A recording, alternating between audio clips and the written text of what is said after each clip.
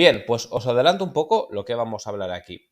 Primero os voy a explicar un poquito qué es esto del bullying o el acoso escolar. Después veremos unas breves características. Después veremos los tipos de bullying. Y después veremos un poco cómo atajar este problema. Bueno, pues si te parece, empezamos con el primer punto. Muy buenos días, pues tal como os hablaba en Twitter, hoy vamos a sentar un poco las bases sobre lo que es esto del bullying o acoso escolar.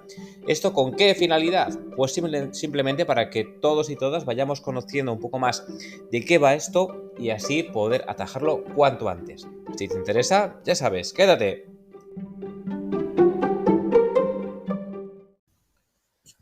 Bueno, pues vamos a empezar. ¿Qué es esto del bullying o el acoso escolar? Yo creo que prácticamente no hace falta definirlo porque todos y todas sabemos un poco a lo que a qué se debe esto, ¿verdad? ¿Qué es el bullying y el acoso escolar? Yo creo que todos lo sabéis de sobra. No obstante, yo aquí voy a intentar daros un poco unas pinceladas sobre lo que es mi opinión personal, que para nada lo toméis como una guía de lo que tenéis o no que hacer, sino esto está basado en mi experiencia y en mi profesionalidad. Si os viene bien, todo lo que os venga bien, lo cogéis. Y lo que no, como siempre, pues lo descartamos y nos quedamos con lo mejor. Pero a mí me gustaría tratar este tema sobre la base de las acciones. Es decir, todas las personas, los seres humanos, podemos cometer acciones que las podríamos denominar acciones positivas u acciones Uy, he dicho no procede. O acciones negativas. Basándonos en esto, en el que hay acciones positivas y negativas, podemos establecer que en el bullying hay una persona que la vamos a denominar agresor. La vamos a llamar persona porque no nos vamos a fijar si es chico o chica, ¿vale? Tampoco nos vamos a centrar ahora mismo en la edad. Una persona ejerce una acción negativa sobre otra persona que evidentemente le repercute en su día a día. ¿Vale solo con una acción? Bueno, pues ahora un poquito más adelante lo vamos a ver. Pero si queremos sentar las bases sobre esto del acoso escolar, debemos de saber que es una persona que ejerce una acción negativa sobre otra que repercute en su día a día. Esto es lo fundamental, ¿vale? Y ahora poquito a poco pues lo vamos a ir desglosando. Pero las bases son estas. Hay una persona que ejerce unas acciones negativas sobre otra y que esta hace que su día a día no sea plenamente satisfactorio. Bien, pues como os decía al principio, aparte de estas bases, vamos a ver un poco qué características tiene. Pero, claro, lo primero es deciros de dónde, porque lo decimos normalmente en inglés, ¿no? Decimos bullying, dice, no, hay gente que me dice, no, pero dilo en español que es acoso escolar. A ver, es lo mismo. Si queremos definir y quedarnos con la idea clara de qué es el bullying, todos sabemos que en inglés bull significa toro y ing es la acción que ejerce el verbo, ¿verdad? Vale, en San Fermines, cuando salen los toros, pasan por encima de todo, haya lo que haya. Y si hay alguien, se lo llevan con los cuernos, vamos, no dejan títere con cabeza. Pues bien, si bull significa toro y ing es la acción, en ese sentido bullying es la actitud de actuar como un toro, en el sentido de que pasar por encima de otros sin ningún tipo de contemplación, ¿vale? ¿Qué pasa? Que esto ahora lo vemos a las características que hemos visto al principio y que en el bullying son una serie de acciones negativas que se ejercen sobre otra persona. Ya tenemos aquí que esta persona es como un toro que pasa por delante de la otra persona sin importarle lo más mínimo. Bien, hasta aquí va bien.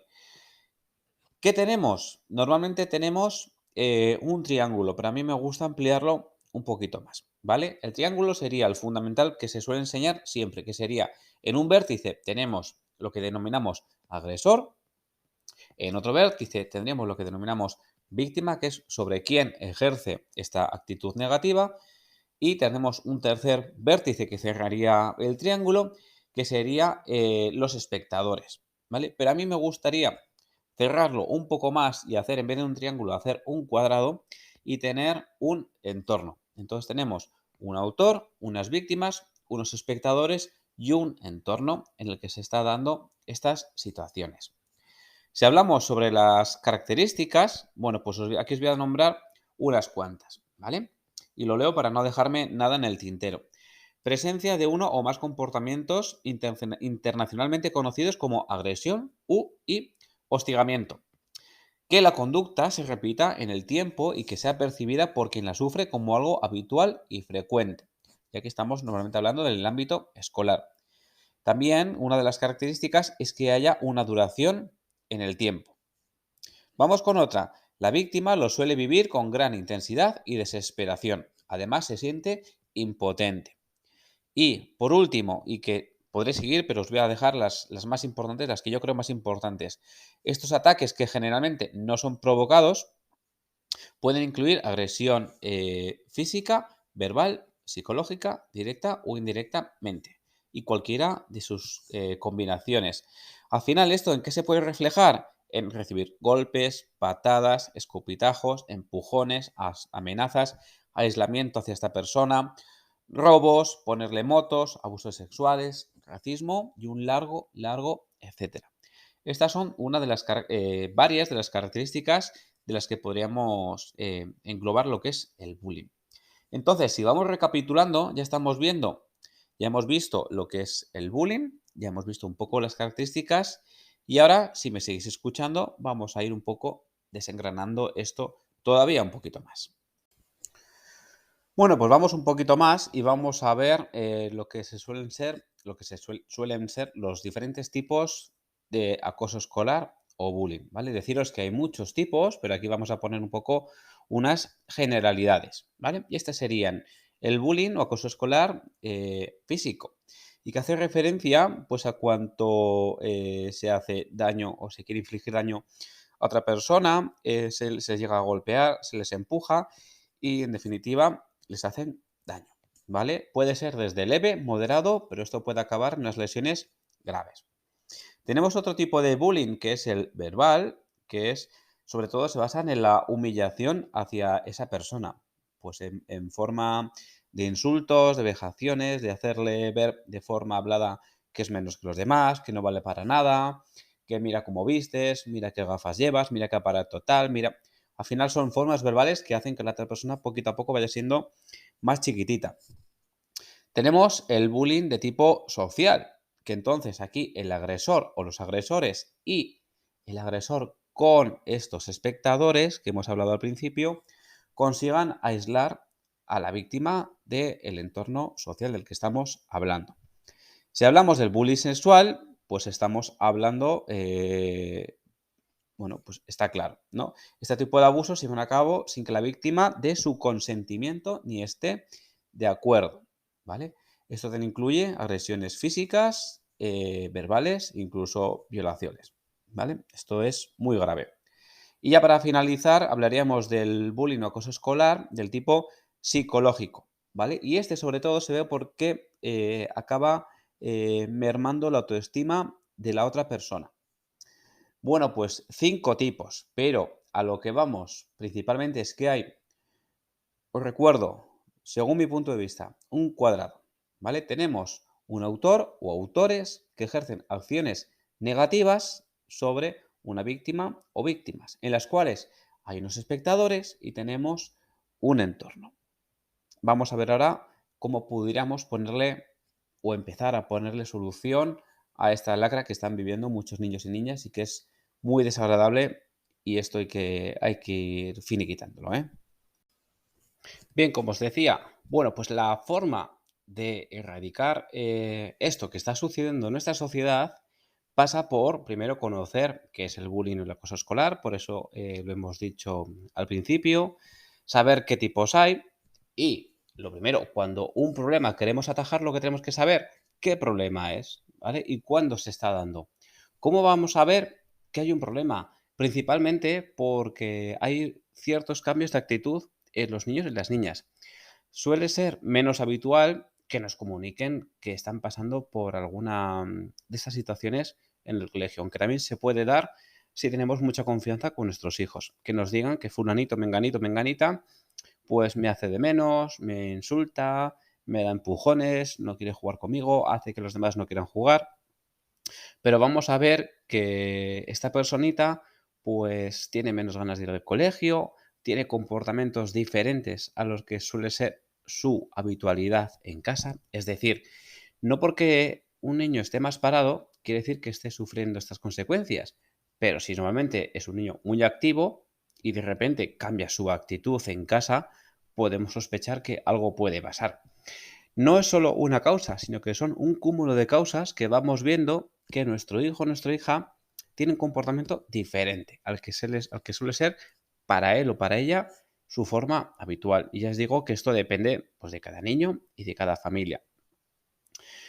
Señales de alarma, pues cambios de comportamiento, cambios de humor, cambios en los amigos, que esté más introvertido, que no quiera salir de casa, que tenga cierta aversión a ir al colegio, y esto sería un largo etcétera. En definitiva, los padres y las madres notéis que algo está pasando, ¿vale? No es una forma de empezar a culpar a nadie, por supuesto que no, pero son unos indicios que nos hacen estar un poquito más alerta para ponerle solución a esto cuanto antes. Bien, deciros que un cuadrado es un cuadrado porque tiene 4 lados y 4 vértices. En el momento que nos falta uno, el cuadrado se abre y ya no funciona. ¿Qué quiere decir con esto? Que con que uno de los elementos nos empiece a tambalear, estamos empezando a ponerle solución o remedio al problema. No quiere decir con esto que tengamos que ir ni contra el autor, ni que la culpa sea de la víctima, ni que sea del entorno, ni de los espectadores. Pero todos estos componentes juntos hacen que se dé esta situación de acciones negativas hacia otra u otras personas que afecten a su día a día. ¿Y con esto qué podemos extrapolar? Bueno, pues que el acoso escolar no es algo de un día puntual, porque todos conocemos que los niños son niños, tienen sus más y sus menos, tienen sus días, tienen sus riñas, pero ojo, no podemos poner el foco y decir que el acoso escolar es que son cosas de niños. No, pero tampoco nos podemos ir al otro extremo y porque un día puntual hayan tenido un pequeño encontronazo en el patio del colegio, por ejemplo, por decir un caso, esté habiendo un caso de acoso escolar. Este tiene que ser continuado y que realmente esté causando un perjuicio a esta persona en su día a día. Es un poco asimilable lo que podríamos hablar el tema del acoso, ¿vale? Si salimos del ámbito escolar, el acoso se tiene que dar con cierta, que sea algo más o menos habitual y que esté causando o que la persona esté percibiendo que se le está haciendo daño. Quiere decir que porque a un niño no se le pegue, no quiere decir que no sea bullying, porque podemos hacer el psicológico. Si esta persona percibe o realmente notamos que está sufriendo en su día a día, bueno, pues es una de las alertas que podamos encender para saber que aquí hay un problema, le llamemos como le llamemos, pero que hay que atajarlo. Y más cuando estamos hablando con menores.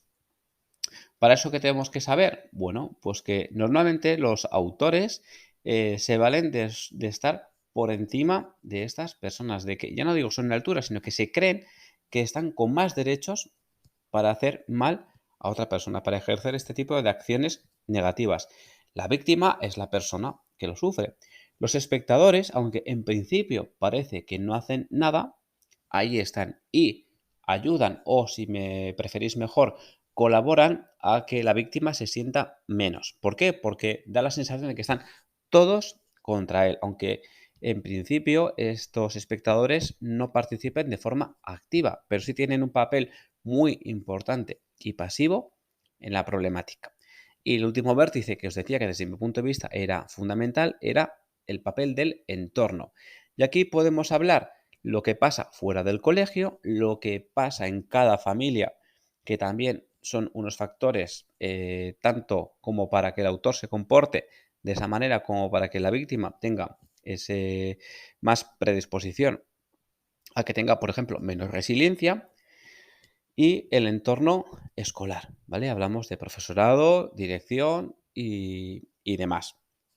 Vamos a intentar romper el cuadrado, ¿vale? Pero para eso no vamos a ir contra nadie. Lo que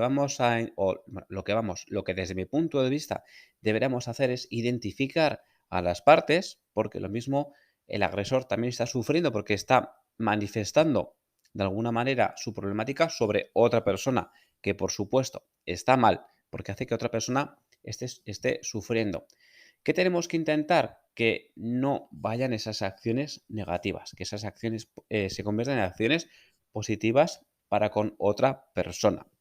¿Eso cómo se hace? Pues hablando con las familias, intentando mediar con el entorno escolar y viendo un poco en qué perspectiva, en qué escenario nos estamos moviendo y por qué esta persona, este agresor, se está comportando así. No estoy hablando de justificarlo, estoy hablando de entender las causas por las cuales este autor está contra esta persona para intentar atajarlas. Luego se establecerán medidas las que se estimen oportunas en cada caso variado, por supuesto. Después, la víctima, tenemos que intentar que esta persona se crezca, que sea fuerte mentalmente, que tenga resiliencia, que sea capaz de pedir ayuda, que reconozca que está pasando que está pasando por algo malo y que sea capaz de solicitar apoyo a otras personas, que puede ser la familia, el entorno, los amigos, el colegio. Los espectadores tienen mucho que hacer. ¿Por qué? Porque si, por ejemplo, ellos en un momento en el que un autor está insultando a otra persona o le está intentando queriendo agredir, si estos espectadores dejan de ser espectadores y, mira, esto no nos interesa y se van, el agresor se queda solo. Y vamos a intentar que así no se crezca y, digamos, esta disfuncionalidad de que una persona está por encima de otra se equiparen y estén al mismo nivel. Y de esta forma no tenga ganas o deponga su actitud. Y la última parte es que si la mediación no funciona, pues que los centros intervengan. Esto es un poco a grandes rasgos lo que sería una estructura base sobre la que sería el acoso escolar. Luego habría que ver cada caso concreto y estudiarlo muy, muy bien y ver en qué escenario estamos moviendo, qué factores influyen dentro de autor, víctima, espectadores y centro, y ver un poco cómo conjugamos todo eso y cuál es la mejor solución para todas las partes. Bueno, esto es una cosa básica por la que empezar a hacer, si cabe, en el futuro nuevos programas. Para eso, me encantaría, si te apetece, que dejes en comentarios tu aportación y a partir de aquí vamos viendo casuística diferente y vamos viendo, si te parece, cómo pudiéramos entre todos pues eliminar o por lo menos reducir a la mínima expresión esta circunstancia.